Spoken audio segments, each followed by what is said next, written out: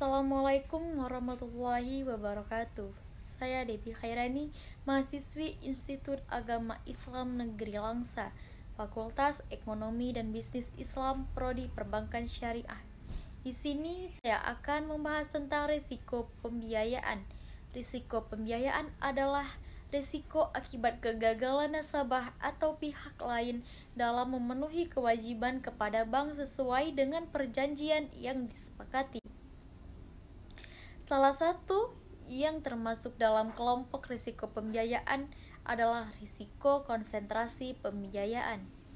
Risiko konsentrasi pembiayaan merupakan risiko yang timbul akibat terkonsentrasinya penyediaan dana kepada satu pihak atau sekelompok pihak industri, sektor, dan area geografis tertentu yang berpotensi menimbulkan kerugian cukup besar dan dapat mengancam kelangsungan suatu usaha bank.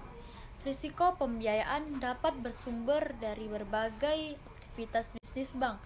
Pada sebagian besar bank, pemberian pembiayaan merupakan sumber risiko kredit atau pembiayaan yang besar. Selain pembiayaan, bank menghadapi risiko kredit dari berbagai instrumen keuangan seperti surat berharga, akseptasi, transaksi antar bank, transaksi pembiayaan perdagangan, transaksi nilai tukar dan derivatif, serta kewajiban komitmen dan kontingensi. Secara umum, exposure risiko pembiayaan merupakan salah satu exposure risiko utama dalam perbankan syariah di Indonesia, sehingga kemampuan bank untuk mengidentifikasi, mengukur, memantau, dan mengendalikan risiko kredit atau pembiayaan. Risiko dapat diartikan sebagai kemungkinan kejadian atau keadaan yang mungkin dapat mengancam pencapaian tujuan dan sasaran organisasi.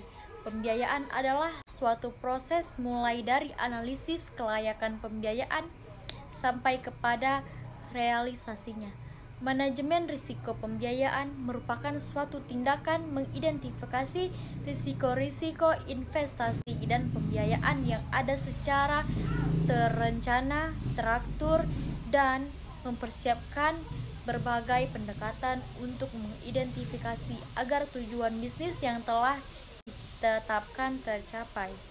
Cakupan risiko pembiayaan. Yang pertama, risiko terkait produk.